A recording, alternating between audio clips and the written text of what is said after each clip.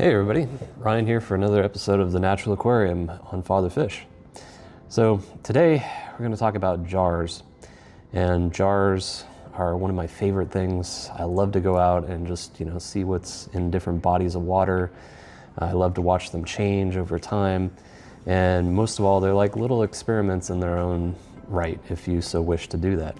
So today we're going to cover things like setup, some general tips, and even some of my own experiments with, why do jars go bad and things like that. So if you're interested, here we go. So your jar. What should the jar be? Your jar could be a plastic one if you so wish. I happen to have a lot of these laying around because someone in my family loves to eat lovely things. And so I happen to use a lot of plastic. I honestly do prefer glass though, because glass is just a lot easier to see through sometimes, and also it's a little bit different in the way in which it interacts with light and heat and things like that. So glass could be your thing, plastic could be your thing. Either way, as long as it holds some water and you can see inside fairly clearly, I think you're gonna do all right. So when it comes to collection, you're gonna go out and you're gonna find a natural body of water, hopefully. Or you could also find an unnatural one that's maybe hooked up to, something that has been around for a while as well, like a reservoir. It could be an overflow from that.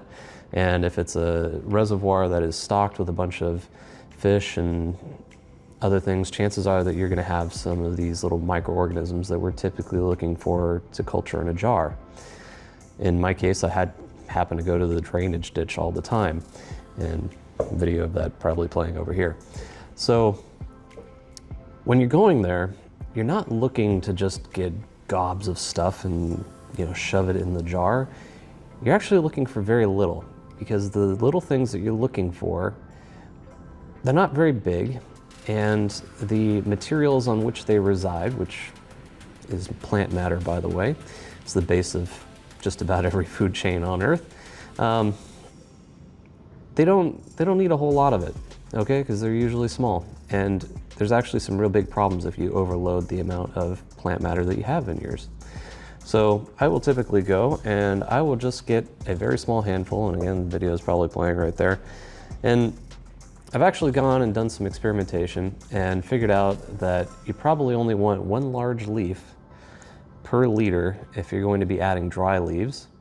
Otherwise, the wet ones you could push that a little further, but again, you don't need much. So my lovely jar is about 2 liters. So if I were going out and I was collecting leaves, I would just get a small handful of these guys and put them in. And the leaves that I'm looking for are not the ones that are floating on the surface or anything like that. They're ones that have already gone through the decomposition process and have started to become a little bit holy, a little bit broken down. That's how you know they're good, because they've already been colonized by bacteria, fungi. They've also been nommed on by things like maybe some amphipods or copepods or whatever it may be. And those are the little guys that are hopefully hitchhiking. In fact, amphipods are really good at just holding on to whatever it is that you're pulling out of the water. They don't scatter like your shrimp will. So you collect your material, you put it in your jar. Now what? You take it home. And we've got a prescribed period of about 30 days. I've actually been watching a particular jar of mine for 30 days. I happen to have gotten a bag of the most lovely dredgings of plant material and things like that. And it came with, believe me, all sorts of wonderful things, leeches, planaria, you name it. Got footage playing probably right now.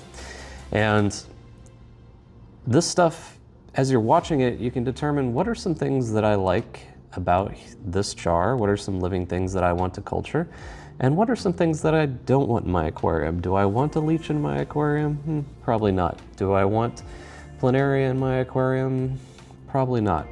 So what you can do is you don't necessarily have to just stick to that one jar that you collected.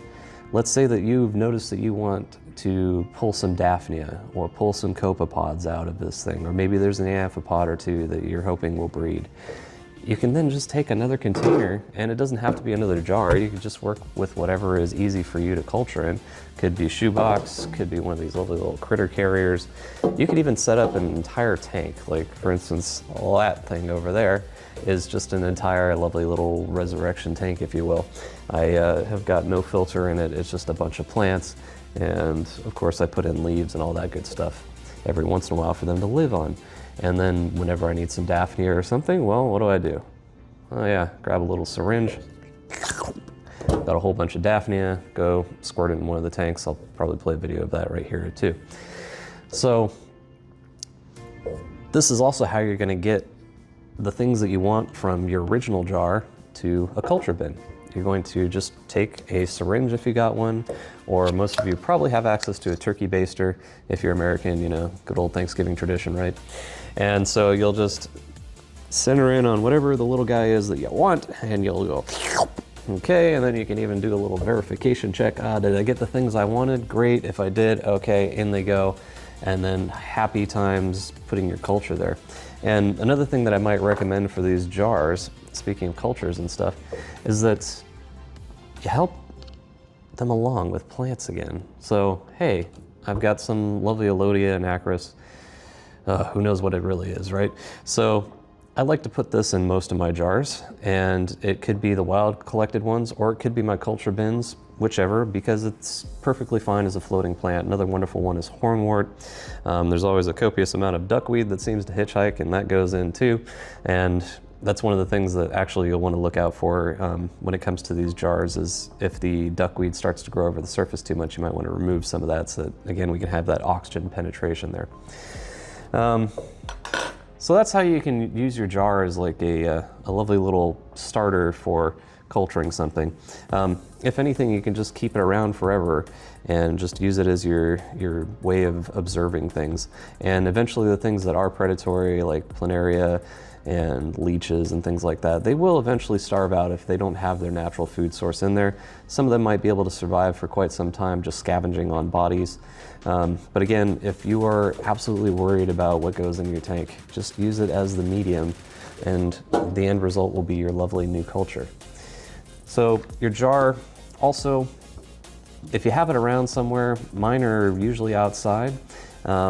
Typically you want to have some sort of covering on the top. Now you don't want to sit there and twist the lid on tight, no, because then you've got zero oxygen penetration. And I can tell you this is not some self-supporting little globe of wonder right here. So what I do is I just leave it a tad open like that. It's not on or anything, air can get in and out. And these end up sitting on my back porch, and they only get a couple of hours every afternoon. With that, they are able to basically sustain themselves. I typically don't put anything in until it comes to the middle of like summertime, when I know the temperatures are warm and they've consumed everything that rotted over the last winter time, when everything went dormant and died. And so if I'm going to start feeding my fish, which you probably should do if you have any sort of like seasonal variance in your tanks, for the wet season. And so what I will do is I will, start ramping up my production in these jars. They'll ramp up on their own simply due to all that leftover nutrients. And then I will start putting in more leaves. I'll start putting in more fish food every once in a while.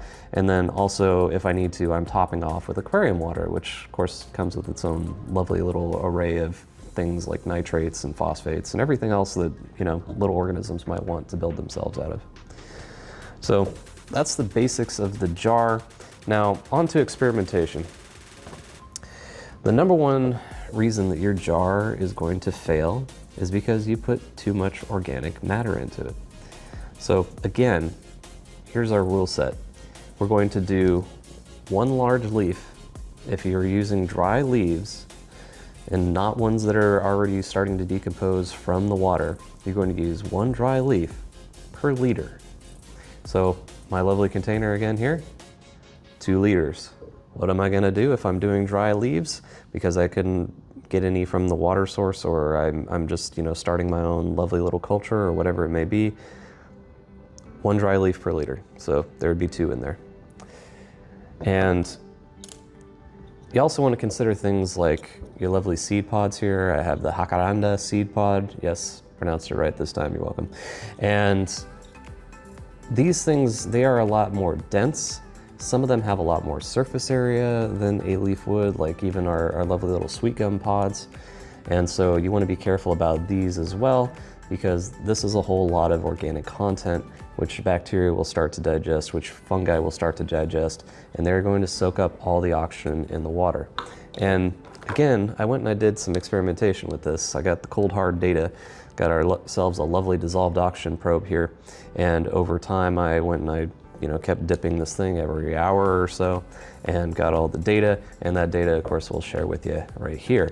So basically it's a very simple relationship. The more grams of plant matter you have, the less dissolved oxygen you will have in your water over time, which means that you have more of a chance of it going anaerobic and ending up killing whatever's in there when the oxygen supply dips below their thresholds of tolerance. So there it is. We've got everything you wanted to know about setting up a jar and keeping it from going foul, and also a little bit about the quarantine period to make sure that your predators are not going to enter your tank. And we've got a whole list of the predators, we've got a whole list of random things that end up showing up from natural bodies of water. They are all featured on our website. So if you go ahead and hit the lovely description down below, you can follow that link and take a look at all the guides that we have developed to show you what could be in those jars. And there'll be even some extra links and stuff that are things that we didn't develop, but of course we love using as well. And if you are having any struggles with any of this kind of stuff, of course you can jump onto the Discord. Discord's great. I used to frequent it often, but now of course I just make these videos all the time. So yeah, feel free to ping me there though. I actually got my start right there on the Discord channel. Myself and lovely Purge, hey guy, we kind of made ourselves into experts of identifying all the random things that show up in resurrection jars. And again, it's an interesting community there. If you feel like you want to join in, go ahead and hit that lovely Discord link down in the description. And if you like the video, hey, thumbs up always works. And maybe hit that lovely subscribe if you want to get some more of this type of content. And feel free to leave me comments in the bottom about your best jar, or your worst jar, or any tips that you think that anybody else would like as far as keeping these lovely resurrection jars. So with that, I will leave you at another episode of The Natural Aquarium Concluded here on Father Fish. Thanks for joining us. We'll see you around.